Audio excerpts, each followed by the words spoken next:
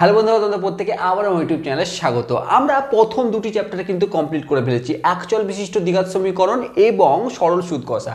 দুটি চ্যাপ্টার আমরা কমপ্লিট করেছি বিভিন্ন ভিডিওর মাধ্যমে। এবার কথা হচ্ছে আমরা এখন যে চ্যাপ্টারটি পড়বো সেটি হচ্ছে বৃত্ত সংক্রান্ত উপপাদ্য। লক্ষ্য করে দেখবে তুমি যখন এই জ্যামিতি যখন তুমি বৃত্ত সংক্রান্ত উপপাদ্য পড়বে, তারপরে একটা দুটি চ্যাপ্টার যদি উল্টাও দেখবে বৃত্ত সংক্রান্ত আরও দু তিনটি চ্যাপ্টার কিন্তু পেয়ে যাবে। তাহলে আমাদের কি তাহলে বিষয়টি বুঝতে হবে বৃত্ত রিলেটেড কিন্তু আমাদের তিন চারটি চ্যাপ্টার কিন্তু আছে এবং তার উপপাদ্য রিলেটেড কিন্তু তিন চারটি চ্যাপ্টার আমাদের কাছে আছে। এখন কথা হচ্ছে তার জন্য আমাকে বৃত্ত সম্পর্কে যে প্রাথমিক ধারণা সেটি ক্লিয়ার হওয়া খুব দরকার। প্রাথমিক ধারণা বলতে বৃত্ত কাকে বলে, বৃত্তের ব্যাস কাকে বলে, ব্যাসার্ধ কাকে বলে, জ্যা কাকে বলে, অধিবৃত্ত এই রকম টাইপের বৃত্তাংশ কাকে বলে। তো এই টাইপের অনেক কিছু বৃত্ত রিলেটেড প্রাথমিক যে ধারণা তার প্রতি একটি ক্লিয়ার বা কারেক্ট একটি জাস্টিফিকেশন বা সঠিক একটি ধারণা থাকাটা কিন্তু আমাদের খুব দরকার, কারণ এটি আমাকে বিভিন্ন কোশ্চেন এবং প্রয়োগ এবং উপপাদ্য করতে কিন্তু সঠিক রাস্তা দেখাবে। তাহলে আজকের ভিডিওর বানানোর মূল উদ্দেশ্য হচ্ছে আমাকে এই বৃত্তের যে প্রাথমিক ধারণাগুলি সেগুলিকে ক্লিয়ার করা। সর্বপ্রথমে বৃত্ত কথার অর্থ যখন আমাদের মাথায় আসে আমাদের মনে হয় গোল জিনিস যাই দেখতে পাবো সেটি হয়তো বৃত্ত, তাই না? গোল জিনিস যা দেখবো সেটি বৃত্ত কিন্তু আমাদের মাথায় প্রথমে আসে, অর্থাৎ এই বলটি তোমার কাছে কিন্তু বৃত্ত, অথবা এই অংশ এটিও কিন্তু তোমাকে বৃত্ত বলে তোমার মনে হবে। কিন্তু কিন্তু কিন্তু না, এটি বৃত্ত, এটি গোল দেখতে হলেও না এটি বৃত্ত, না এটি কিন্তু বৃত্ত। বৃত্ত কি?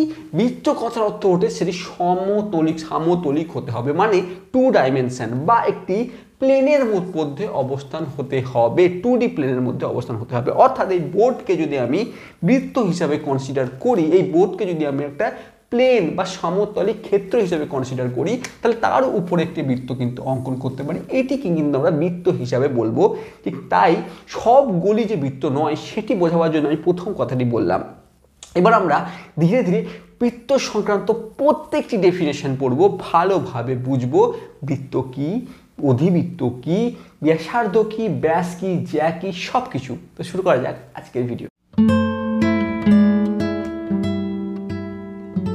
যখনই আমাদের সামনে বৃত্ত কথাটি আমাদের সামনে বলা হয় তখন আমরা এই যে শেপটি আমরা দেখতে পাচ্ছি এই শেপের ব্যাপারে কিন্তু প্রত্যেকের মাথায় কিন্তু এই চিত্রটি ভেসে আসে। কিন্তু এই শেপটি এলো কিভাবে, বা এই শেপটি বা এই গঠনটি কিভাবে গঠিত হলো সে বিষয়ে প্রথমে যদি কল্পনা করি তাহলে আমরা বুঝবো যে কোনো একটি এই শেপটি এলো কী করে বা এই গঠিত হলো কী করে। সর্বপ্রথমে সেটি বোঝার চেষ্টা করি, যার মধ্যেই কিন্তু অ্যাকচুয়ালি এর ডেফিনেশন লুকিয়ে আছে। দেখো, সর্বপ্রথমে কোনো একটি পয়েন্ট যেটিকে আমি ও নাম দিচ্ছি, এই জায়গায় কেন্দ্র করে এই পয়েন্টটিকে যদি তুমি একটি কেন্দ্র ধরো এবং এর থেকে সমদূরবর্তী যে কোনো পয়েন্ট তুমি নাও, সমদূরবর্তী যে কোনো পয়েন্ট বলতে আমি একটি পয়েন্ট নিলাম, এই পয়েন্টটি, এই পয়েন্টটির নাম আমি পি দিলাম।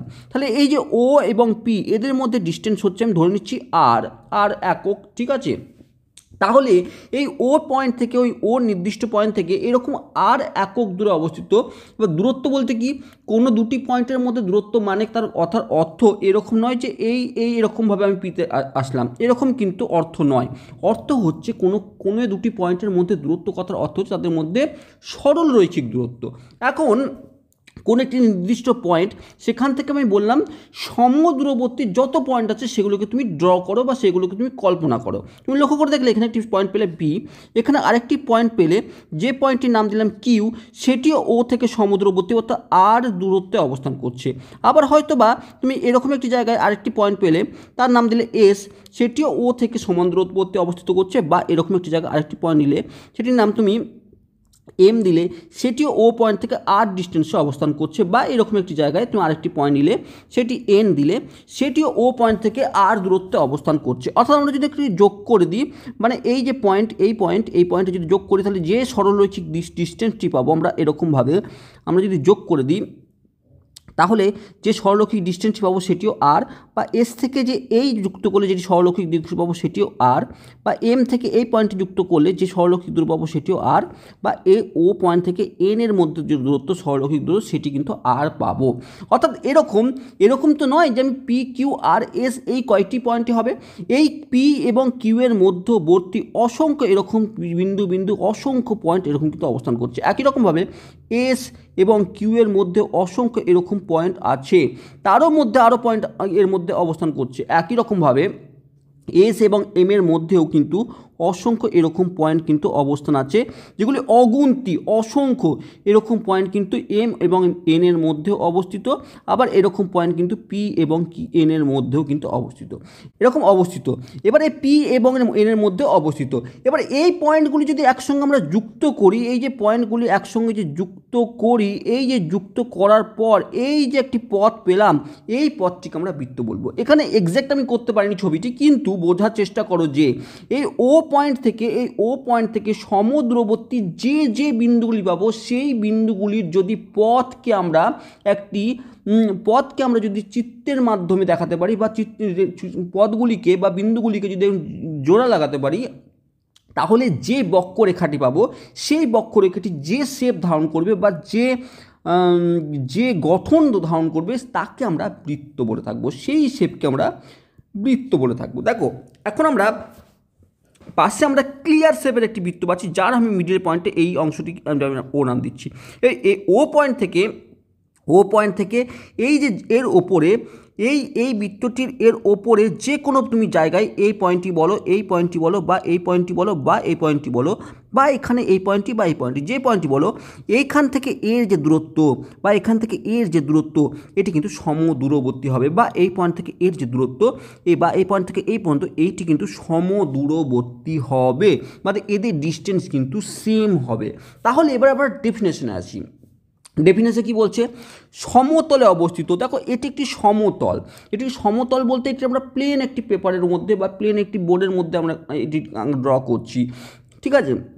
তো সমতলে অবস্থিত কোনো একটি নির্দিষ্ট বিন্দু থেকে এই ও পয়েন্টটি আমি নির্দিষ্ট বিন্দু বলেছি, ওই বিন্দু থেকে সতত সমদূরবর্তী হয়ে যে কোনো বিন্দুর গতিশীল হয়। এই যে প্রত্যেকটি বিন্দু গতিশীল হয়, তবে সেই বিন্দুর সঞ্চার পথ, এখানে সঞ্চার পথ কথার অর্থ হচ্ছে এই যে বিন্দুটি যে পথ দিয়ে গেছে বা এই বিন্দুটি এই যে ও পয়েন্ট থেকে এই প্রত্যেকটি বিন্দুর ডিস্টেন্স কিন্তু সেম, তাহলে এই সেম ডিস্টেন্সে এই যে পথ অতিক্রম করেছে বিন্দুগুলি, এই প্রত্যেকটি জায়গায় এই বিন্দুটি অবস্থিত করছে ও পয়েন্ট থেকে, এই যে পথকে সঞ্চার পথ বলা হয়, বা এই গতিশীল বিন্দুর যে পথ তাকে আমরা বৃত্ত বলে থাকি। ডেফিনেশনটা ক্লিয়ার হলো? আমি আবারও বলছি ডেফিনেশনটি। যদি ধরো তুমি কোনো একটি বিন্দুকে ফিক্স করলে এবং সেই বিন্দু থেকে সমদূরবর্তী যত পয়েন্ট পাবো আমরা, সেই প্রত্যেকটি পয়েন্টকে যদি যুক্ত করি আমরা, তাহলে যেই বক্ররেখাটি পাবো সেই বক্ররেখাটি কিন্তু আমরা বৃত্ত বলা হয়ে থাকে। ঠিক আছে, ক্লিয়ার হলো কনসেপ্ট বৃত্তের? এবার আমরা বৃত্ত থেকে আমরা আর কি ডেফিনেশন জানতে পারি সেটি বোঝার চেষ্টা করি বা জানার চেষ্টা করি। দেখো এবার বৃত্তাকার ক্ষেত্র, যখন একটি বৃত্ত তৈরি হয়ে গেল, এটা একটি বৃত্তের ক্ষেত্র কথার অর্থ হচ্ছে এই বৃত্তের ভেতরের যে পুরো অংশটি সকলটি মিলে হচ্ছে এই বৃত্তের ক্ষেত্র। অর্থাৎ যদি আমি বলি যে বৃত্ত এবং বৃত্তের ভেতর, এই যে একটি বৃত্ত ইয়েলো কালারের যে বৃত্ত, সেই বৃত্তটি এবং তার ভেতরে যে অংশটি আছে, এই পুরো অংশকে মিলে যে ক্ষেত্র বা যে জায়গাটি দখল করে আছে, এই যে পুরো অংশটি যে জায়গাটি দখল করে আছে, এই পুরো জায়গাটিকে সেই বৃত্তাকার বৃত্তাকার ক্ষেত্র বলা হয়ে থাকে। আবার বোঝার চেষ্টা করো, আবারও বলছি, কোনো একটি বৃত্ত এবং বৃত্তের ভেতরের ভেতরে যে গ্রিন কালারের যে পুরো অংশটি, এই সব কিছু মিলে যে জায়গাটি দখল করে থাকে বা যে জায়গার ক্ষেত্রটি তৈরি হয়ে থাকে, সেই পুরো ক্ষেত্রটিকে বলা হয় বৃত্তাকার ক্ষেত্র। আমরা এবার নেক্সট কি বলছে দেখো, কেন্দ্র বিষয়ে আমরা আগে এর ডেফিনেশনে বুঝেছি। বৃত্তের যখন আমরা ডেফিনেশন পড়েছি তখন কেন্দ্র সম্বন্ধে আমাদের ক্লিয়ার আইডিয়া হয়েছে। কেন্দ্র হচ্ছে একটি বিন্দু, যে বিন্দুটি কিন্তু ফিক্স রেখে আমাকে একটি বৃত্তকে তৈরি করতে হয়। ডেফিনেশন কি বলছে, যে বিন্দু থেকে বৃত্তের ওপর অবস্থিত প্রতিটি বিন্দুর সরলরেখিক দূরত্ব সর্বদা একই থাকে সেই নির্দিষ্ট বিন্দুকে। ধরো আমি কথা বলছি যে এই বৃত্তের মধ্যে এই একটি পয়েন্ট ধরলাম, এটি কে কেন্দ্র হবে? বা এটি একটি পয়েন্ট ধরলাম এটিকেই তার কেন্দ্র হবে, বা এটি একটি পয়েন্ট ধরলাম এটিকে কেন্দ্র হবে। আমরা উল্টোভাবে বলি, যখন আমরা ডেফিনেশন পড়েছিলাম আমরা বলেছিলাম কোনো একটি বিন্দুকে ফিক্স রেখে সেই বিন্দু থেকে সমদূরবর্তী যে বিন্দুগুলো পাচ্ছি সেই বিন্দুগুলির যে সরল রেখা বা যে বক্র, যে বিন্দুগুলির যে বক্ররেখা বা বিন্দুগুলির যে সঞ্চার পথ গঠন করে সেই গঠনকে বৃত্ত বলা হয়। এখন আমরা উল্টোভাবে যদি বলি তাহলে এই বৃত্তের ওপরে এই ভিন্ন ভিন্ন জায়গায় ভিন্ন ভিন্ন পয়েন্ট অবস্থিত, ঠিক আছে। এবার এই বিন্দু থেকে সমান দূরবর্তী অবস্থিত যে বিন্দুটি এই বৃত্তের মধ্যে অবস্থিত হবে সেই বিন্দুটি কিন্তু এই বৃত্তের কেন্দ্র বলা হয়। অর্থাৎ দেখো, আমি যদি এই পয়েন্টটিকে বৃত্তের কেন্দ্র বলতে পারবো কি, কারণ কি দেখো, এই বিন্দু থেকে আমি যদি এর ডিস্টেন্স বের করি এবং এই বিন্দু থেকে আমি যদি এই বৃত্তের এখান থেকে একটা ডিস্টেন্স বের করি, এই দুটি কি সেম? নিশ্চয়ই সেম নয়। আমি বলতে চাইছি যে এই বিন্দু থেকে আমি এই একটি ডিস্টেন্স বের করলাম এবং এই একটি ডিস্টেন্স বের করলাম, এই দুটি কি সেম নয়। আবার আমি যদি এই বিন্দুটি থেকে আমি এর ডিস্টেন্স একটি বের করলাম, আবার এই বিন্দুটি থেকে আমি আরেকটি ডিস্টেন্স বের করছি একটি পয়েন্টের ডিস্টেন্স বের করছি, এই দুটি কি সেম? নিশ্চয়ই সেম নয়। তাহলে সেম হতে গেলে এমন একটি বৃত্তকে আমি কেন্দ্র করছি, এই একটি পয়েন্ট, একটি মিডিল একটি পয়েন্ট, এই বিন্দু থেকে ধরি আমি এর মধ্যবর্তী দূরত্ব বের করি, আবার এই পয়েন্টটির মধ্যে এর মধ্যবর্তী দূরত্ব বের করি, বা এই পয়েন্টটি থেকে এর মধ্যবর্তী দূরত্ব বের করি। মানে মধ্যবর্তী দূরত্ব মিনস সরল রৈখিক দূরত্ব, বারবার বলছি সরল রৈখিক দূরত্ব। তাহলে বের করি, তাহলে এই যে দূরত্ব এগুলি কিন্তু সবসময় সমান হবে, বা এই পয়েন্ট থেকে এই পয়েন্টের মধ্যবর্তী দূরত্ব এদের সরল রৈখিক দূরত্ব সব সময় সমান হবে। তাহলে সেই মিডিল পয়েন্টকে, এই যে মিডিল একটি পয়েন্টকে আমি কনসিডার করলাম, যেই পয়েন্টটি থেকে এই বৃত্তের উপর অবস্থিত প্রত্যেকটি বিন্দুর সরল রৈখিক দূরত্ব সর্বদা সমান, সেই নির্দিষ্ট পয়েন্টটিকে বলা হয় সেই বৃত্তের কিন্তু কেন্দ্র। আবার ভালো করে বোঝার চেষ্টা করো, বলছে যে বিন্দু বলতে আমি এই বিন্দুকে কনসিডার করেছি, এখন এই বিন্দুটিকে কনসিডার করেছি, ঠিক আছে, যার নাম আমি ও দিয়েছি। যে বিন্দু থেকে বৃত্তের ওপর অবস্থিত একটি পয়েন্ট এ, একটি পয়েন্ট বি, একটি পয়েন্ট সি, একটি পয়েন্ট ডি। দেখো, যে বিন্দু থেকে বৃত্তের উপর অবস্থিত প্রতিটি বিন্দুর আমি চারটি বিন্দুকে কনসিডার করেছি এ বি সি ডি, সরল রৈখিক দূরত্ব সর্বদা একই থাকে, ও ডি, ও সি এবং ও বি সর্বদাই একই থাকবে। এই নির্দিষ্ট বিন্দুকে ওই বৃত্তের কেন্দ্র বলা হয়, এই নির্দিষ্ট বিন্দুকে ওই বৃত্তটির কেন্দ্র বলা হয়ে থাকে। ক্লিয়ার হলো? ব্যাপারটি ক্লিয়ার হলো? বোঝাতে পেরেছি? এবার বৃত্তের কেন্দ্রের পর আমরা নেক্সট ডেফিনেশনে আসছি বা নেক্সট বিষয়ে আসছি, সেটি হচ্ছে পরিধি। দেখো, পরিধি কথার অর্থ কি?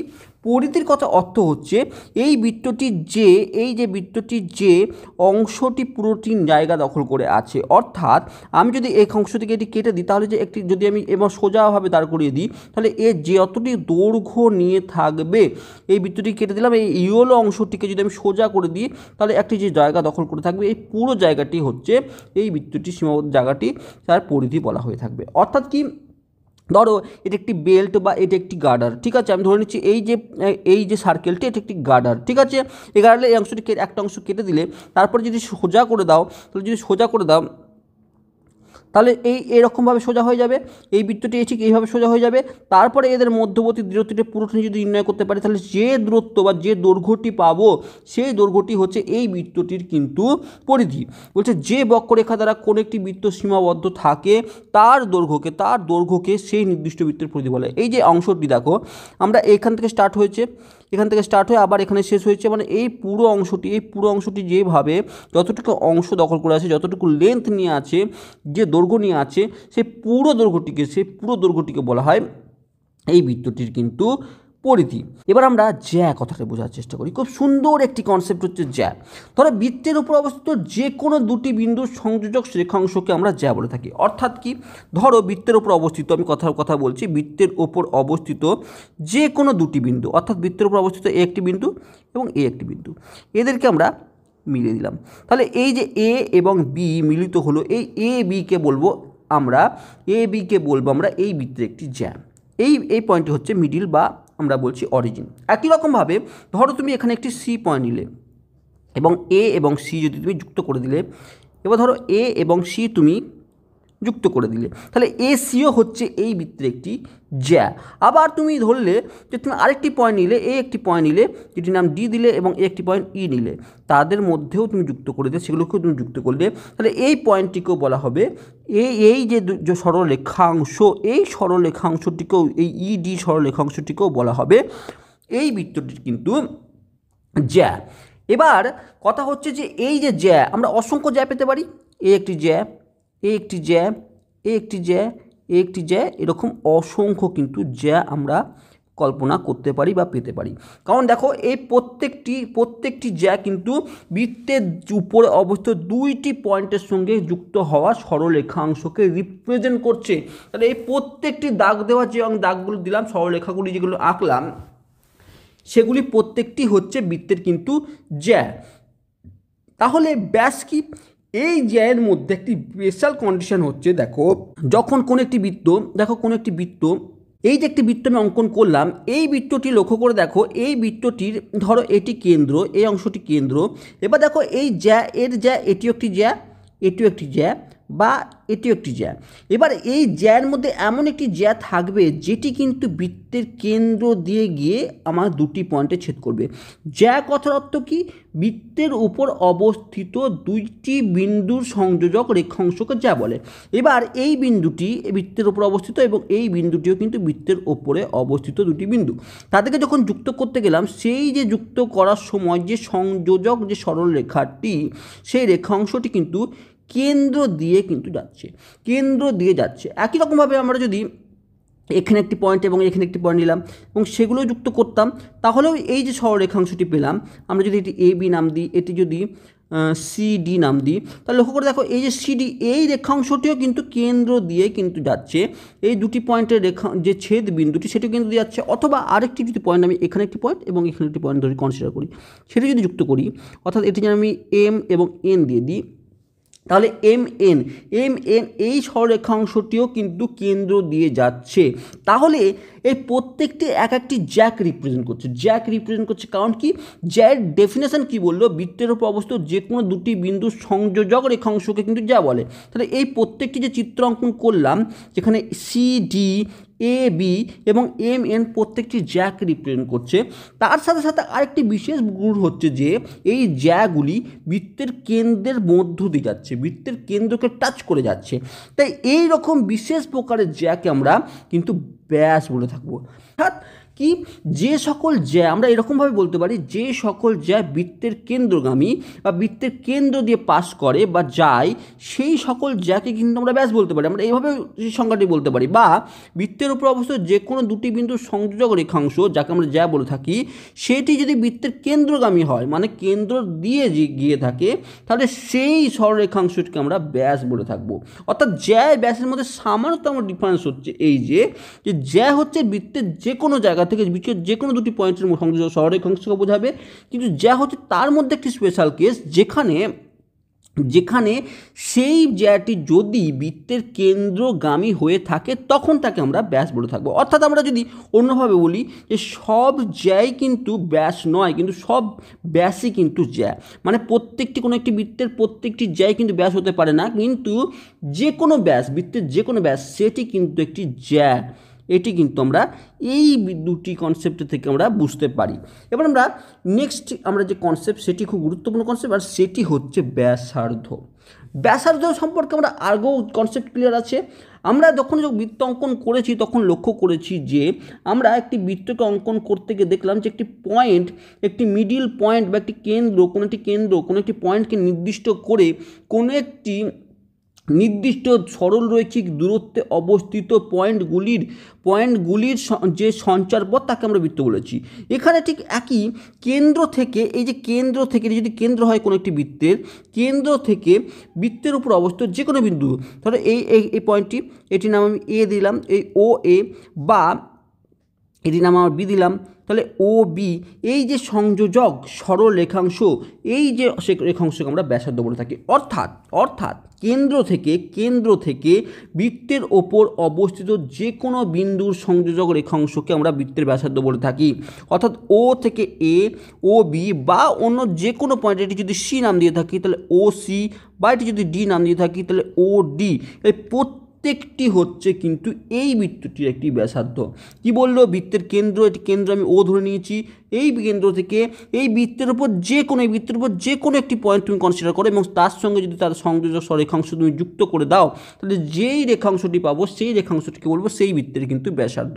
আর আমরা জানি কি, এই যে ও এ, ও বি, ও সি, ও ডি বা ও পি যাই আঁকি না কেন, ও পি বা ও কিউ যাই আঁকি না কেন, এই প্রত্যেকটি কিন্তু সমান হবে। কারণ O B is equal to O A is equal to O C is equal to O D, এগুলো প্রত্যেকটি সমান হবে। কেন সমান হবে? এটি পুরো আমাকে ডেফিনেশন কেন বলেছে? আমাকে বৃত্তের ডেফিনেশনই তো বলে দিয়েছে যে এই মিডিল পয়েন্ট থেকে এই বৃত্তের উপর অবস্থিত সকল পয়েন্টগুলির দূরত্ব কি? সমদূরবর্তী। তাহলে এই যে এ পয়েন্টে বৃত্তের ওপর অবস্থিত, তাহলে ও এর যা দূরত্ব হবে এই বৃত্তের উপরই তো বি পয়েন্টে অবস্থিত, তাহলে ও বি এর দূরত্ব সেমই হবে। তাহলে কোনো একটি বৃত্তের ব্যাসার্ধ কিন্তু সবসময় সেম হয়। যদি যে কোনো পয়েন্ট থেকে তুমি যদি ওই ও বা কেন্দ্রের যদি ডিস্টেন্স বের করে থাকো, তাহলে সেটি কিন্তু সেমই হবে। তাই জন্য আমরা কম্পাসে কী করি? একটি নির্দিষ্ট মানকে নিয়ে তো একটি মিডিল পয়েন্টে বসে আমরা একটি বৃত্ত অঙ্কন করি। সেটি কোথা থেকে?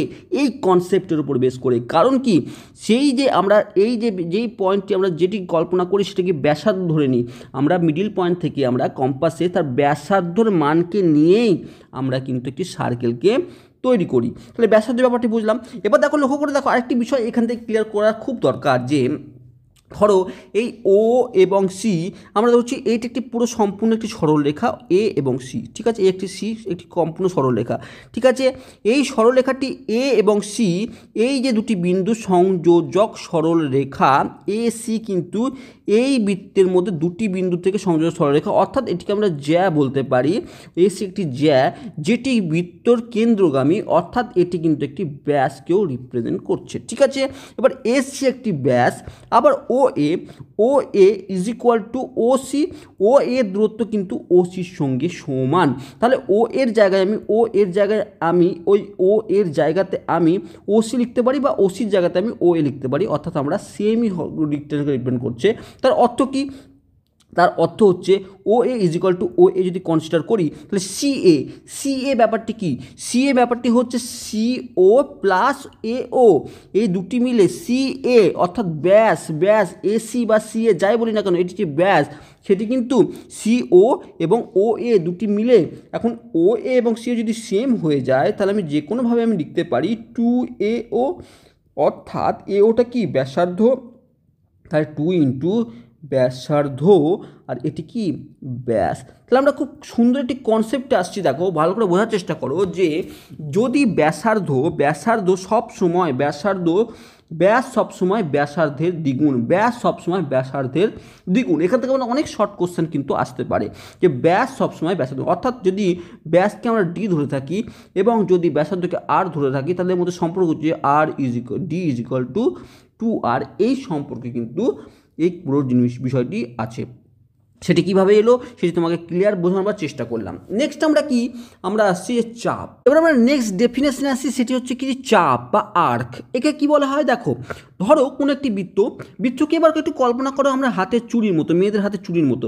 ধরো একটি কাঁচের চুড়ি ভেঙে গেলে তাহলে কি হয়? ভেঙে যাওয়ার পর তার দুটি খণ্ড হয়ে যায়, দুটি বা তিনটি খণ্ডে পরিণত হয়। এবার সেই খণ্ডগুলিকে একটু কল্পনা করো, যে কোনো একটি মেয়ের হাতের চুড়ি যেটি ভেঙে গেছে সেই খণ্ডগুলিকে কল্পনা করো। হয়তো একটি খণ্ড এরকম অবস্থায় আছে, একটি খণ্ড হয়তো এরকম অবস্থায় আছে, বা একটি খণ্ড হয়তো এরকম অবস্থায় আছে। এই প্রত্যেকটি একটি চুড়ি হচ্ছে একটি সার্কেলের আকার, এবং সেই সার্কেলের এই যে অংশগুলি পাচ্ছি সেই প্রত্যেকটি অংশ, তার অংশকে আমরা কি বলবো? আমরা আর্ক বা চাপ। যেমন এই বৃত্তের ক্ষেত্রে যদি ধরো, এই বৃত্তের ক্ষেত্রে ধরো এই অংশটি এবং এই অংশটি ধরো কেটে নেওয়া হলো বা কেটে দেওয়া হলো, তাহলে এটি যদি বি এ হয়, এটি যদি বি হয়, এখানে কোনো একটি পয়েন্ট, এদের মধ্যে কোনো একটি পয়েন্ট যদি সি হয়, তাহলে এই যে এ সি বি একে আমরা এটি এইভাবে রিপ্রেজেন্ট করব। অর্থাৎ এই যে একটি শেপ পেলাম কাটার পরে, এই যে একটি শেপ পেলাম, এই শেপটিকে বা এই অংশটিকে আমরা বলবো এই বৃত্তের কিন্তু অংশ। এই অংশটি দেখো এটি কিন্তু দুইটি অংশে পরিণত হলো, একটা এসিবি একটা অংশ পরিণত হলো। এবার ধরো কোনো একটি এরকম জায়গায় যদি একটি ডি থেকে থাকে, কোনো একটি জায়গায় এরকম জায়গায় ডি থেকে থাকে, তাহলে আরেকটি অংশ পাওয়া গেল এ ডি বি, সেটি কিন্তু এরকমভাবে আমরা রিপ্রেজেন্ট করে থাকি। তাহলে এখানে এসিবি তো এরকম আকার হলো, আর এডিবিকে যদি কল্পনা করি তাহলে দেখবো যে এটি একটু এইরকম আকার একটি পাওয়া যাচ্ছে, তাই না? তো এই যে বৃত্তটিকে যদি আমি দুইটি খণ্ডে ভেঙে নিই, তাহলে এর দুটি অংশ পেলাম। এটা তিনটি খণ্ডে ভাগতে পারতাম, চারটি খণ্ডে ভাগতে পারতাম, আমরা দুটি খণ্ডে ভাগলাম।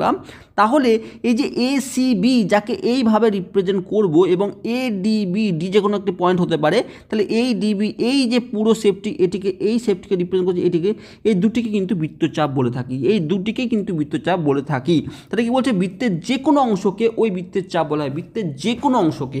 অর্থাৎ এই বৃত্তকে যদি আমি এইভাবে আরেকটি ভাঙতাম, তাহলে এখানে যদি আমি পি নাম দিতাম, তাহলে মিডিলে কোনো একটি পয়েন্ট যদি কি হতো, তাহলে এই পি কিউ বি, এই পি কিউ বি আরেকটি কিন্তু এই বৃত্তেরই কিন্তু একটি বৃত্তচাপ হতো, যাকে আমরা পি কিউ বি লিখতাম, এবং মাথায় একটি এরকম অর্ধচন্দ্রাকার আকারে আমরা কিন্তু একে রিপ্রেজেন্ট করতাম। অর্থাৎ বৃত্তের যে কোনো অংশকে এই বৃত্তের চাপ বলা হয়ে থাকে, অর্থাৎ বৃত্তের আর্ক বলা হয়ে থাকে। এবারে এই বৃত্তের চাপ কিন্তু দুই প্রকারের হয়ে থাকে। এই বৃত্তের চাপ দুই রকম হয়ে থাকে, একটি অধিচাপ এবং একটি উপচাপ। আমি এখনই যেটি বললাম, দেখো যখন আমরা একটি বৃত্তকে দুইটি অংশে ভাগ করছি, অর্থাৎ এখান থেকে এইটুকু যখন বাদ দিয়ে দিচ্ছি, এর নাম আমি এ দিচ্ছি, এর নাম বি, এবং এখানে মিডিলে কোনো একটি পয়েন্ট সি যদি থাকলো, তাহলে আবার এখানে একটি পয়েন্ট যদি ডি থেকে থাকে, তাহলে এই যে দুটি ভাগে ভাগ করার জন্য এখানে যখন কেটে দেওয়ার জন্য একটি দুটি আর্ক পাচ্ছি, একটি এ সি বি একটি পাচ্ছি, এবং এ ডি বি, এই দুটি কিন্তু চাপ আমি পাচ্ছি। তার মধ্যে একটি চাপ তো খুব ছোট, এটি এরকম আকার, আরেকটি চাপটি অনেকটাই বড়, যেটি এরকম আকার কিন্তু আছে। তাহলে এই দুটি চাপকে ভিন্ন নাম দেওয়া হয়। কি বলছে, একটি অধিচাপ বা মেজর মানে বেশি, আর একটি উপচাপ বা মাইনর আর্ক বলে থাকে। দেখো কি বলছে, বৃত্তকে দুটি অসমান অংশে বিভক্ত করে, ধরো এই বৃত্তকে তুমি সমান অংশে বিভক্ত করে দিচ্ছ, তুমি এরকম সমান অংশে বিভক্ত করে দিচ্ছ, অর্থাৎ ওই যে উপরের অংশটি এবং নিচের অংশটি সমান হয়ে গেল, সেখানে কোনো তো গল্পই নেই, দুটি চাপ কিন্তু সমান হয়ে গেল। দুটি চাপ যদি মিডিল থেকে তুমি যদি এখানে কেটে দিতে, এবং মিডিল থেকে যদি এই উপরের অংশটি এবং নিচের অংশটি যদি সমান হয়ে যেত, তাহলে দুটি বৃত্তচাপ সমান। কিন্তু যদি সেটা না হয়ে যদি অসমানভাবে বিভক্ত হয়, যেমন এটি আমরা করেছি, অসমানভাবে যদি বিভক্ত হয়ে থাকে, যেমন আমরা করেছি এ সি বি, মানে এ বিকে কেটে নিয়েছি, তাহলে অসমান অবস্থায় যদি বিভক্ত করলে অপেক্ষাকৃত বৃহত্তর অংশ বলতে কি, এখানে কি দেখো চিত্রে কি বলছে, এ ডিবি বৃহত্তম, এ ডিবি এই চাপটি, এই যে নিচের চাপটি, এই চাপটি বৃহত্তর, এ ডিবি এই চাপটি বৃহত্তর বা বড়, এই বড় চাপটিকে বলবো আমরা অধিচাপ বা মেজর আর্ক। বুঝতে পারলাম?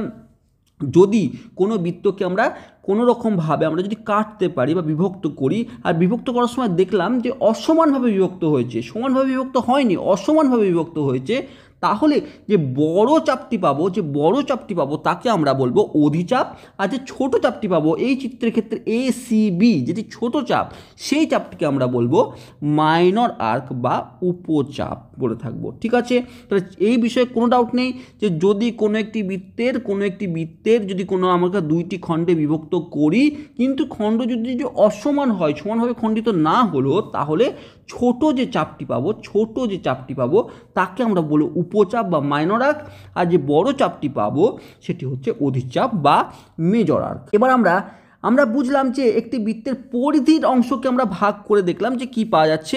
এবার বৃত্তাংশ কি বলছে, বৃত্তাংশ ব্যাপারটি কি বলছে সেটি বোঝার চেষ্টা করব। যে বৃত্তাকার ক্ষেত্রে যে দুটি অংশে বিভক্ত করে তাকে প্রত্যেককে বৃত্তাংশ বলে থাকে। এতক্ষণ আমরা কি করলাম, আগের যে বিভক্ত করার যে পদ্ধতি, এই যে এখানেও আমরা বিভক্ত করেছিলাম, কিন্তু এখানে আমরা কোন অংশকে বিভক্ত করছিলাম, এই ক্ষেত্রে আমরা এই ক্ষেত্রে আমরা কোনো একটি বৃত্তের পরিধির উপর অবস্থিত এই যে আর্কটি বা এই যে বক্ররেখাটি তাকে আমরা বিভক্ত করছিলাম। কিন্তু যখন আমাকে বৃত্তাংশের কথা যখন আমাকে তুলছে তখন বলছে কোনো বৃত্তাকার ক্ষেত্রে যে দুটি অংশ বিভক্ত কোনো একটি জ্যা, ধরো জ্যা কথার অর্থ কি আমরা দেখলাম, আমরা বৃত্তের উপর অবস্থিত দুটি বিন্দুর সংযোজক রেখাংশ, আমি ধরে নিচ্ছি এটি পি এবং এটি কিউ, তাহলে পি এবং কিউ পয়েন্ট দুটি যুক্ত করলে যে জ্যাটি পাচ্ছি অর্থাৎ পি কিউ যে জ্যাটি পেলাম সেই জ্যাটি কিন্তু বৃত্তকে সমান দুইটি ভাগে বিভক্ত করছে। কীরকম দুইটি ভাগে বিভক্ত করছে দেখো, উপরের একটি অংশ বিভক্ত করছে যেকে আমি ইয়েলো দিয়ে আমি শেপ করলাম, আর নিচের আরেকটি অংশও কিন্তু বিভক্ত করছে যাকে আমি গ্রিন কালারের কিন্তু স্ট্রাইক করলাম। তাহলে এই যে বৃত্তকে পি কিউ জ্যাটি দুটি খণ্ডে বিভক্ত করলো, এই দুটি খণ্ডে বিভক্ত করলো, এই প্রত্যেকটি ভাগকে কিন্তু বৃত্তাংশ বলা হয়ে থাকে। এই যে জ্যা বৃত্তাকার ক্ষেত্রে যে দুটি অংশ বিভক্ত হলো তাদের প্রত্যেককে বৃত্তাংশ বলে থাকে। অর্থাৎ এই যে নিচের গ্রিন কালারের শেপটি পেলাম, অর্থাৎ দেখতে এখন এই গ্রিন কালারের শেপটি ঠিক এই রকম হয়ে গেছে এবং উপরের অংশটি ঠিক এখন এই রকম আকার ধারণ করেছে।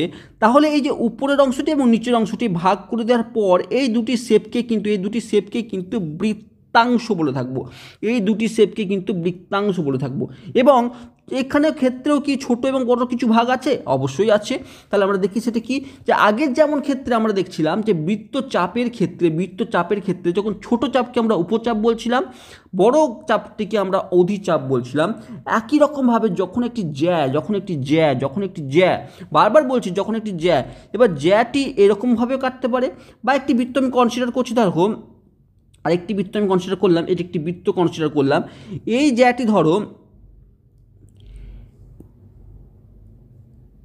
এবার এই বৃত্তেও কিন্তু আরেকটি জ্যা এরকম এলো, ঠিক আছে, এরকম এলো। এবার এও কিন্তু এই বৃত্তকে কিন্তু সমানভাবে দুটি ভাগে বিভক্ত করলো, একটি এরকম একটি ভাগে, আরেকটি ভাগ ঠিক তার উল্টো দিকে এরকম আরেকটি ভাগে। তো একটি ইয়েলো কালারের শেপ তৈরি করলো এবং একটি ব্লু কালারের কিন্তু একটি জায়গা তৈরি করলো। তাহলে এই দুটি কিন্তু ভাগ, এই দুটি যে ভাগ পেলাম এই দুটি ভাগও কিন্তু এক অপরকে বৃত্তাংশই বলা হয়ে থাকবে। মানে জ্যা হতে হবে সেটি দুইটি ভাগে, সে যে কোনো জ্যা হতে পারে, সেটি এরকম হতে পারে, যে কোনো জ্যা বৃত্তকে যে দুইটি খণ্ডে বিভক্ত করে সেই খণ্ডগুলিকে বৃত্তাংশ কিন্তু বলা থাকবে। এবার এই বৃত্তাংশর একই রকমভাবে যেমন বৃত্তচাপের ক্ষেত্রে দেখছিলাম যে দুইটি ভাগ আছে ছোট এবং বড়র ক্ষেত্রে, একই রকমভাবে কোনো একটি জ্যা বৃত্তাকার ক্ষেত্রে যদি দুটি অসমান ক্ষেত্রে বিভক্ত করে দেয়, যেমন আমি বললাম একটি বৃত্তচাপ, একে অসমান ভাগে, এই উপরের অংশটি যদি ছোট হয়ে গেল, নিচের অংশটি বড় হয়ে গেল, তাহলে এই যে অসমানভাবে যদি কোনো একটি জ্যা কোনো একটি বৃত্তের ক্ষেত্রকে অসমানভাবে বিভক্ত করলে অপেক্ষাকৃত বড় অংশটিকে বলবো অধিবৃত্তাংশ। বড় অংশটি অর্থাৎ নিচের যে অংশটি, এই যে নিচের অংশটি, এই অংশটিকে বলবো আমরা অধিবৃত্তাংশ, এবং উপরে যে ছোট অংশটি তাকে বলবো উপবৃত্তাংশ বা মাইনর সেগমেন্ট এবং মেজর সেগমেন্ট বলা হয়ে থাকে। কোনো কিছু প্রবলেম নেই, ক্লিয়ার হলো বিষয়টি, যে যখন কোনো বৃত্তের জ্যা যখন কোনো বৃত্তকে সমান দুইটি ভাগে বিভক্ত যদি না করে থাকে, যদি অসমানভাবে বিভক্ত করে থাকে, তাহলে যে ছোট বিভক্ত অংশ বা ছোট যে বৃত্তাংশটি পাচ্ছি তাকে আমরা উপবৃত্তাংশ বলবো, এবং বড় যে অংশটি পাচ্ছি তাকে আমরা অধিবৃত্তাংশ বলে থাকবো। নেক্সট ডেফিনেশন কি আসছে দেখো, বৃত্তকলা। খুব সুন্দর একটি কনসেপ্ট বৃত্তকলা। ধরো কোনো এটি একটি হচ্ছে আমরা ব্যাসার্ধ, ঠিক আছে। এবার বলছি দেখো দুটি পৃথক ব্যাসার্ধ, ধরো এটি ও, এটি বি নাম দিলাম, এটি আমি সি নাম দিলাম। তাহলে ও বি যদি যুক্ত করি এটি একটি ব্যাসার্ধ, আবার ও সি যদি যুক্ত করি সেটিও কিন্তু একটি ব্যাসার্ধ, ও বি যদি যুক্ত করি সেটি একটি ব্যাসার্ধ, ও সি যদি যুক্ত করি সেটিও কিন্তু একটি ব্যাসার্ধ। তাহলে দুটি ব্যাসার্ধ হয়ে গেল, দুটি পৃথক ব্যাসার্ধ হলো, সেম ব্যাসার্ধ নয়, দুটি পৃথক ব্যাসার্ধ পেলাম। তাদের মধ্যবর্তী বৃত্তচাপ মানে এই বি থেকে এই সি এর এই যে মধ্যবর্তী চাপ, এদের কথা বলা হচ্ছে। তাহলে দুটি পৃথক ব্যাসার্ধ পেয়ে গেছি এবং তাদের মধ্যবর্তী চাপের সীমাবদ্ধ বৃত্তাকার ক্ষেত্রফলটিকে বলছে বৃত্তকলা। অর্থাৎ এখন যদি এদের মধ্যবর্তী এই যে শেপটি পাচ্ছি, আমি শেপটি পাচ্ছি, এই যে অংশটি পাচ্ছি গ্রিন কালারের, এই যে পুরো অংশটিকে বলা হচ্ছে বৃত্তকলা। এখানে কি হলো, এখানে কি বলছে দুটি পৃথক বৃত্তচাপ, দেখো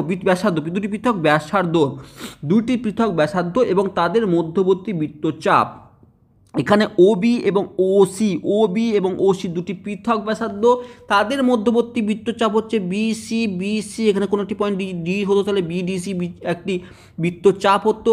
এই তাদের এই যে মধ্যবর্তী এই যে অংশটি গ্রিন কালারে আমি ঘিচিমিচি করে দিয়েছি, এই গ্রিন কালারে এই যে সংলগ্ন ক্ষেত্রটি, এই পুরো ক্ষেত্রটিকে বলবো বৃত্তকলা। আমরা বলে থাকবো যে এই পুরো ক্ষেত্রটিকে আমরা বলবো বৃত্তকলা। এইবার এই বৃত্তকলার মধ্যেও কিন্তু দেখো, এই বৃত্তকলার মধ্যেও একটি বিশেষ বৈশিষ্ট্য হচ্ছে কোনো একটি বৃত্তকলা বড় এবং কোনো একটি বৃত্তকলা ছোট। যেমন আমরা যখন এই উপরের অংশটি লক্ষ্য করে দেখো, এই অংশটি যদি আমরা রেড কালার করে দিই, এই অংশটি যদি আমরা রেড কালার করে দিই, তাহলে এই যে উপরের এই যে পুরো অংশটি, এই যে শেপটি, এটি কিন্তু বড় শেপ এবং নিচের যে গ্রিন কালারের শেপটি কিন্তু ছোট শেপ। এই বৃত্তকলার ক্ষেত্রেও এই যে বড় অংশটিকে বলা হয় বড় বৃত্তকলা এবং ছোট অংশটিকে বলা হয় ছোট বৃত্তকলা। এবার আমরা নেক্সট ডেফিনেশনে আসি, যেটি হচ্ছে অর্ধবৃত্ত। আমরা লক্ষ্য করলাম একটু আগে একটি ডেফিনেশন পড়লাম, যেখানে আমরা অধিবৃত্তাংশ এবং উপবৃত্তাংশের কথা পড়লাম। অধিবৃত্তাংশ এবং উপবৃত্তাংশ মানে বৃত্তের যে কোনো জ্যা বৃত্তকে যদি অসমান ভাগে যদি ভাগ করে দেয়, তাহলে কি হয়, যদি অসমান ভাগে ভাগ করে দেয় তাহলে যে বড় অংশটিকে বলবো আমরা অধিবৃত্তাংশ এবং ছোট অংশকে বলবো উপবৃত্ত। এবার যদি সেটি না হয়ে যদি অসমানভাবে ভাগ না করে যদি সমান ভাগে ভাগ করে দেয়, অর্থাৎ বৃত্তের জ্যাটি যদি ব্যাস হয়ে থাকে, বৃত্তের জ্যা যদি ব্যাস হয়ে থাকে, তার অর্থ হচ্ছে এটি মিডিল পয়েন্টে যাবে। মানে এটি যদি কেন্দ্র হয়, তাহলে এই বৃত্তের এটিও একটি, আমরা কি বলেছি, ব্যাস হচ্ছে বৃত্তের একটি স্পেশাল টাইপের জ্যা, যেটি বৃত্তের কেন্দ্র দিয়ে কিন্তু যায়। তাহলে এই যে জ্যা এটি স্পেশাল টাইপের জ্যা, যেটি কিন্তু ব্যাস বৃত্তের, সে কিন্তু এই বৃত্তকে সমান দুইটি অংশে বিভক্ত করলো। এই যে উপরের অংশটি এবং নিচের অংশটি কিন্তু সমান দুইটি ভাগে বিভক্ত হলো। তাহলে এই যে সমানভাবে বিভক্ত হলো এই বৃত্তকে আমরা বলবো অধিবৃত্ত। বলছে কোনো বৃত্তকে সমান অংশে বিভক্ত করলে সেই প্রতিটি অংশকে একটি অধিবৃত্ত বলা হয়।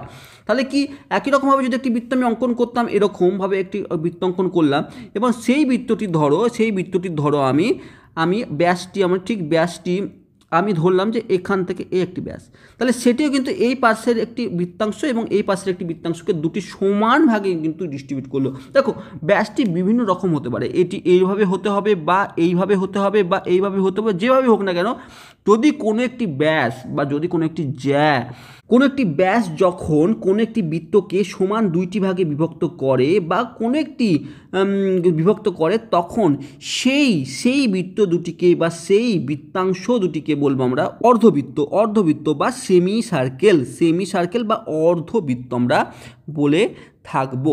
এবার আমরা নেক্সট ডেফিনেশনে যাই। এবার আমরা যে ডেফিনেশন পড়বো সেটি হচ্ছে এককেন্দ্রিক বৃত্ত। বলছে কোনো একটি নির্দিষ্ট বিন্দুকে কেন্দ্র করে পৃথক পৃথক দৈর্ঘ্যের ব্যাসার্ধ নিয়ে যে অসংখ্য বৃত্ত অঙ্কন করা হয় তাদের এককেন্দ্রিক বৃত্ত বলে। অর্থাৎ আমি কি বলতে চাইছি, দেখো ধরো এটি একটি মিডিল পয়েন্ট, এটি একটি কেন্দ্র ধরে নিচ্ছি, আমি এইটিকে কেন্দ্র করে একটি বৃত্ত অঙ্কন করলাম, ঠিক আছে। আবার এই কেন্দ্রকে আমি কেন্দ্র করে আরেকটি বৃত্ত অঙ্কন করলাম, আবার এই সেমকে কেন্দ্র করে আরেকটি বৃত্ত অঙ্কন করলাম। এদের কিন্তু দেখো প্রত্যেকটি কেন্দ্র সেম, এই কেন্দ্রটি সেম, কিন্তু এর ব্যাসার্ধ ভিন্ন, এর ব্যাসার্ধ ভিন্ন এবং এর ব্যাসার্ধ কিন্তু ভিন্ন। অর্থাৎ কেন্দ্র সেম, নির্দিষ্ট বিন্দুকে কেন্দ্র করে আমরা তিনটি এখানে আমরা বৃত্ত অঙ্কন করেছি। তুমি অসংখ্য করতে পারো, তুমি এখন 3টি জায়গায় 4টি 5টি 1000টা 100টা যত ইচ্ছা বৃত্ত অঙ্কন করতে পারো এই বিন্দুকে কেন্দ্র করে। কিন্তু তার জন্য আমাকে কী দরকার, তার জন্য আমাকে বিভিন্ন মাপের বিভিন্ন দৈর্ঘ্যের আমাকে ব্যাসার্ধ নিয়ে কাজ করতে হবে। তাহলে বিভিন্ন দৈর্ঘ্যের ব্যাসার্ধ নিলে আমি এই কেন্দ্র করে আমরা অসংখ্য বৃত্ত অঙ্কন করতে পারি। এই প্রত্যেকটি বৃত্তকে কিন্তু একে অপরের এককেন্দ্রিক বৃত্ত বলা হয়ে থাকে। মানে এই একটি বিন্দুকে কেন্দ্র করে এই প্রত্যেকটি বৃত্ত গঠিত হয়েছে, তাই একে আমরা এককেন্দ্রিক বৃত্ত বলে থাকি। অর্থাৎ কেন্দ্র সেম, কিন্তু এই প্রত্যেকটি বৃত্তের ব্যাসার্ধ ভিন্ন হওয়ার জন্য এদের শেপও ভিন্ন হয়েছে, এদের কোনোটি ছোট কোনোটি বড় হয়েছে। তাহলে মাথায় রাখবো যে কোনো নির্দিষ্ট বিন্দু কেন্দ্র করে পৃথক পৃথক দৈর্ঘ্য ব্যাসার্ধ নিয়ে যে অসংখ্য বৃত্ত অঙ্কন করা যায় তাদের প্রত্যেকটিকে একটি এককেন্দ্রিক বৃত্ত বলা হয়ে থাকে। এবার সমান বৃত্ত কি? সমান বৃত্ত হচ্ছে ধরো তুমি এই পয়েন্টে একটি পয়েন্ট কনসিডার করলাম, একটি পয়েন্ট, একে কেন্দ্র করে তুমি আর ব্যাসার্ধের একটি বৃত্ত অঙ্কন করলে, আর ব্যাসার্ধের একটি বৃত্ত অঙ্কন করলে, আরেকটি এই পয়েন্টে আরেকটি কেন্দ্র ধরলে, সেখান থেকেও তুমি আর ব্যাসার্ধের আরেকটি বৃত্ত অঙ্কন করলে, আবার এখানে একটি পয়েন্ট ধরলে সেখান থেকেও তুমি আর ব্যাসার্ধের আরেকটি বৃত্ত অঙ্কন করলে। তুমি তিনটি বৃত্ত অঙ্কন করেছো, তিনটি আলাদা আলাদা পয়েন্ট থেকে, তিনটি আলাদা আলাদা পয়েন্ট থেকে তুমি অঙ্কন করেছো, কিন্তু প্রত্যেকটি বৃত্তেরই কিন্তু ব্যাসার্ধ সেম। ব্যাসার্ধ সেম হওয়ার জন্য এই তিনটি বৃত্তই কিন্তু সেম ধর্ম বা সেম জায়গা দখল করে আছে বা সেম মাপের হয়েছে। তাহলে আমরা কি বলছি, যে কোনো বৃত্তের ব্যাসার্ধ ও তার ব্যাসার্ধের দৈর্ঘ্য একই রেখে কিন্তু কেন্দ্রগুলো পৃথক পৃথক হতেই পারে। তাহলে তুমি এখানে এই কেন্দ্রটি ধরেছো, এখানে এই কেন্দ্র ভিন্ন ভিন্ন জায়গায় কেন্দ্র হতে পারে, কিন্তু তুমি যদি ব্যাসার্ধ সেম রেখে তুমি যদি পৃথক পৃথক ব্যাসার্ধের বৃত্ত অঙ্কন করো, তাহলে সেই সব বৃত্তকে একে অপরের সর্বসমবৃত্ত বা সমান বৃত্ত বলা হবে। মানে এই তিনটি যে বৃত্ত আমরা অঙ্কন করেছি সেম ব্যাসার্ধে, এলে কিন্তু সর্বসমবৃত্ত হবে। স্বাভাবিক ব্যাপার তুমি ধরো, তুমি সিম্পলভাবে তুমি কম্পাসে একটি মাপ নিয়ে নিলে, সেই কম্পাসের মাপ নিয়ে তুমি তোমার খাতায় একটি বৃত্ত অঙ্কন করো, তুমি পাশের বন্ধুর খাতায় একটি বৃত্ত অঙ্কন করো, বা তুমি রাস্তা থেকে দাঁড়িয়ে একটি বৃত্ত অঙ্কন করো, বা তুমি ক্লাস বোর্ডে একটি বৃত্ত অঙ্কন করো। তাদের যে শেপ হবে, তাদের যে দেখতে যতটুকু যেরকম হবে, সেটা সব যে কোনো খাতাতেই কিন্তু সেম জায়গা দখল করে থাকবে এবং সেম মাপেরই হয়ে থাকবে, তাদের মধ্যে কোনোরূপ পার্থক্য থাকবে না। এটা তো জেনারেল ব্যাপার। তাহলে সেই রকম বৃত্তকে আমরা বলবো সর্বসমবৃত্ত।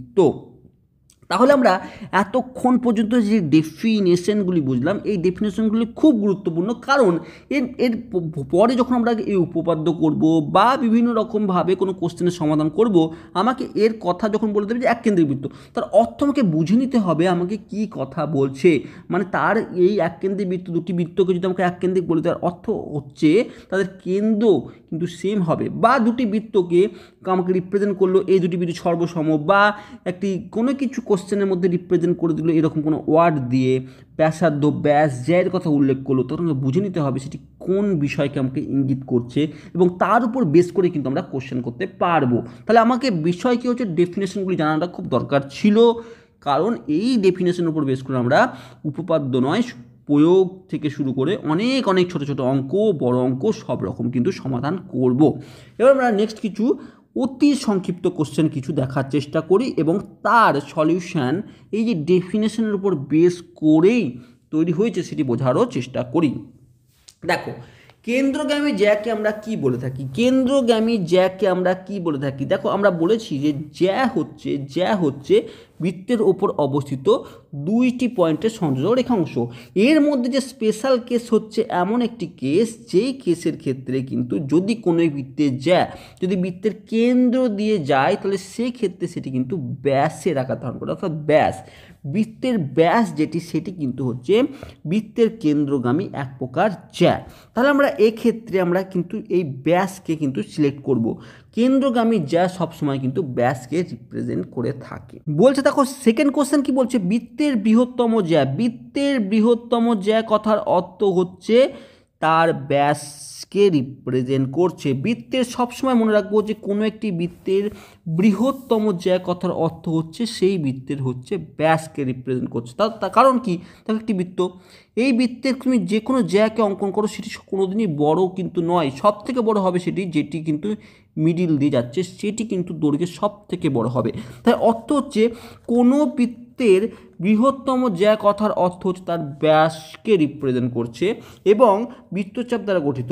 আমরা এখনই ডেফিনেশন বললাম যে অর্ধবৃত্তের ডেফিনেশন কি বললাম, যখন বৃত্তের যে বৃহত্তম জ্যা বা ব্যাস যখন বৃত্তকে সমান ভাগে বিভক্ত করে, আমরা বুঝলাম যে সবসময় বৃত্তের ব্যাস সবসময় বৃত্তটিকে সমান দুইটি খণ্ডে বিভক্ত করে, আর এই প্রত্যেকটি খণ্ডকে আমরা অর্ধবৃত্ত বলে থাকি বা সেমি সার্কেল বলে থাকি। তাহলে আমরা এই কোশ্চেন আমাকে সেটি বলতে চাইছি যে বৃত্তের বৃহত্তম জ্যা এবং একটি বৃত্তচাপ দ্বারা গঠিত ক্ষেত্রকে কি বলবো, সেখানে আমরা অর্ধবৃত্ত বলে থাকবো। ঠিক আছে, অর্ধবৃত্ত বলে থাকবো। নেক্সট ডেফিনেশন দেখো, নেক্সট কোশ্চেন কি বলছে, কোনো বৃত্তের ব্যাস যদি ডি হয়ে থাকে এবং ব্যাসার্ধ আর হয়ে থাকে, তাদের মধ্যবর্তী সম্পর্ক কি? আমরা বুঝিয়েছিলাম যে ডি সবসময় 2r হয়ে থাকবে। ডি সবসময় 2r হয়ে থাকবে যদি ডি অপশনকে চুজ করেছি। আমরা ভালো করে বুঝিয়েছি যে ডি সবসময় 2rকে রিপ্রেজেন্ট করবে। এবার আমরা फोर्थ नम्बर क्वेश्चन की बोलছে দুটি পৃথক বিন্দু এ বি কে কেন্দ্র করে 4 সেমি ব্যাসার্ধের দুটি বৃত্ত অঙ্কন করা হলে বৃত্ত দুটি পরস্পরে কি হবে দেখো এ বি দুটি কেন্দ্র এ বি একটি কেন্দ্র বি একটি কেন্দ্র 4 সেমি বাহু বিশিষ্ট এখানে একটি বৃত্ত অঙ্কন করলাম এখানে আরেকটি বৃত্ত করলাম প্রত্যেকটির ব্যাসার্ধ হচ্ছে 4 সেমি তাই না আমরা কি বলেছি 4 সেমি এটিও ব্যাসার্ধ হচ্ছে 4 সেমি ঠিক আছে বৃত্ত অঙ্কন করেছে তাহলে এই দুটি বৃত্তকে একেবারে কি বলবো আমরা এক্ষুনি পড়লাম যে যদি দুটি বৃত্তর কেন্দ্র ভিন্ন হলেও তাদের যদি ব্যাসার্ধ সেম হয়ে থাকে তাহলে সেই বৃত্তগুলি একে অপরের সর্বসম হয়ে থাকবে তাহলে এই দুটি বৃত্ত কিন্তু একে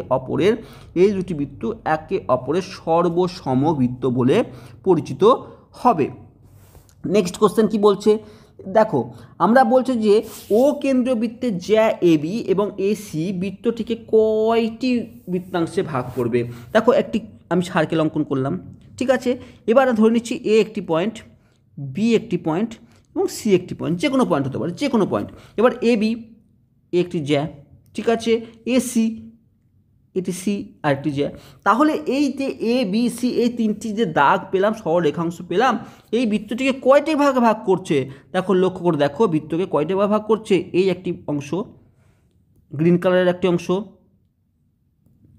ব্লু কালারের আরেকটি অংশ রেড কালারের আরেকটি অংশ দেখো আমরা যখন দুইটি জ্যাকে আমরা দেখলাম যে এ বি এবং এ সি বৃত্তটিকে দুটি জ্যা সেই বৃত্তটিকে তিনটি অংশে ভাগ করছে একটি গ্রিন কালারের শেপের একটি ব্লু কালারের শেপের এই বেগুনি কালারের এবং একটি রেড কালারের শেপের তিনটি কিন্তু অংশে বিভক্ত করছে তাহলে আমরা বি অপশনকে চুজ করব তিনটি অংশে কিন্তু বিভক্ত করবে এবার আমরা কি বলছি 5.5 সেমি ব্যাসার্ধ বিশিষ্ট বৃত্তের ব্যাসের দৈর্ঘ্য কত সিম্পল কথা আমরা একটু আগে দেখলাম যে সব সময় ডি বা ডায়ামিটার মানে ব্যাস সব সময় 2 r হয়ে থাকে 2 r হয়ে থাকে এখন আমাকে ব্যাসার্ধ আর আমাকে বলে দিয়েছে 5.5 সেমি তাহলে 2 × 5.5 মানে 11 সেমি হবে সেই বৃত্তের কিন্তু দৈর্ঘ্য তাহলে 11 সেমি হবে এই কোশ্চেনের কিন্তু অ্যান্সার নেক্সট কি বলছে আমাকে বোঝার চেষ্টা করি বা দেখার চেষ্টা করি দেখো বৃত্তের বৃহত্তম চাপ হলো বৃত্তের বৃহত্তম চাপ কনফিউশন আসবো না এখানে বৃত্তের বৃহত্তম আমাকে জ্যা বলেনি ভালো করে বোঝার চেষ্টা করো এক্ষেত্রে আমাকে বৃত্তের কিন্তু বৃহত্তম জ্যা বলেনি যদি বলতো বৃত্তের বৃহত্তম জ্যা তাহলে আমরা ব্যাস বলতাম কিন্তু এখানে বৃত্তের বৃহত্তম চাপ বলেছে চাপ কি দেখো কোন একটি বৃত্ত এর বৃহত্তম চাপ বলতে পুরো অংশটি তো এই বৃত্তের চাপ যদি বৃহত্তম বলতে সব থেকে বড় চাপ কি এই পুরো অংশটিকে কি বলবো বৃত্তের পরিধি তাহলে বৃত্তের বৃহত্তম চাপ হলো বৃত্তের পরিধি তাহলে এখানে আমরা লিখবো এটি হচ্ছে পরিধি ঠিক আছে নেক্সট বলছে একটি বৃত্তের ড্যাশ বিন্দু আছে একটি বৃত্তে অসংখ্য বিন্দু আছে একটি বৃত্তের দেখো এটি একটি বৃত্ত অসংখ্য এর বৃত্তে আমরা অসংখ্য বিন্দু পেতে পারি এই বৃত্তের ওপরে তাহলে কি বলছে একটি বৃত্তের অসংখ্য বিন্দু আছে একটি বৃত্তের বৃহত্তম যা হলো বৃত্তের ব্যাস আমরা বারবার এই কথাটি বললাম যে একটি বৃত্তের বৃহত্তম জ্যা হচ্ছে সেই বৃত্তটির হচ্ছে ব্যাস বৃত্তের সকল ব্যাস ড্যাশ বিন্দুগামী বৃত্তের ব্যাস কথার অর্থই হচ্ছে তার ডেফিনেশন বলে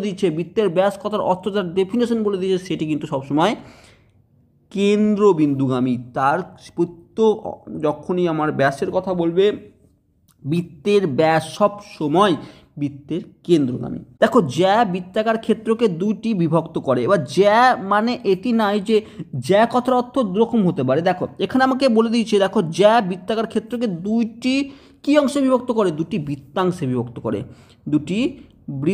বৃত্তাংশে বিভক্ত করে এবার আমরা জানি না যে এটি জ্যা সেটি কিন্তু ব্যাস হচ্ছে কি হচ্ছে না এখানে ইন জেনারেল জ্যার কথা বলেছে তাহলে ইন জেনারেল জ্যা কিন্তু সব সময় বৃত্তকে দুইটি অংশে বিভক্ত করে দেয় এই প্রত্যেকটি যে ভাগ করলো এই ভাগগুলিকে আমরা কি বলি বৃত্তাংশ বলে থাকি তাহলে জ্যা বৃত্তাকার ক্ষেত্রে দুইটি বৃত্তাংশে বিভক্ত করে থাকবে নেক্সট কিছু বলেছে আমাকে সত্য কিংবা মিথ্যা বলে যাচাই করো। দেখো সত্য কিংবা মিথ্যা বলতে কি বলছে, দেখো বৃত্তকলা একটি বৃত্তাংশ।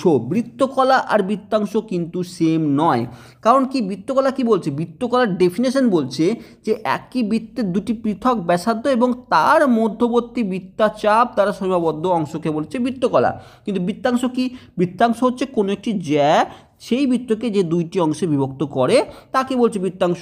তাহলে বৃত্তকলা এবং বৃত্তচাপ কিন্তু সেম নয়। তাহলে এই যে বৃত্তকলা এবং একটি বৃত্তাংশ বলেছে এটি কিন্তু মিথ্যা স্টেটমেন্ট বা এটি কিন্তু ভুল একটি বিবৃতি।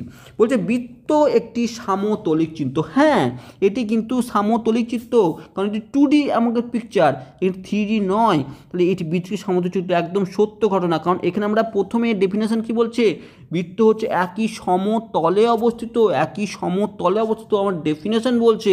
তাহলে আমরা এই বৃত্ত একটি সামতলিক চিত্র, একটি সমতলে অবস্থিত বৃত্ত, তাই বৃত্তটি সামতলিক চিত্র। এটি কি একদম ট্রু স্টেটমেন্ট বা সত্য বিবৃতি। চাপ একটি সরলরেখা অংশ। দেখো চাপ সরলরেখা হতে পারে না, কারণ চাপ কি, চাপ দেখো এটি বৃত্তের এই চাপ বলতে এই অংশটিকে বা এই অংশটিকে বোঝায়, যেটি কিন্তু সরলরেখা নয়, সেটি কিন্তু একটি বক্ররেখাকে রিপ্রেজেন্ট করছে, কি এরকম বা এরকম বক্ররেখাকে রিপ্রেজেন্ট করতে। চাপ একটি সরলরেখা অংশ, এটি কিন্তু ভুল, মিথ্যা একটি স্টেটমেন্ট।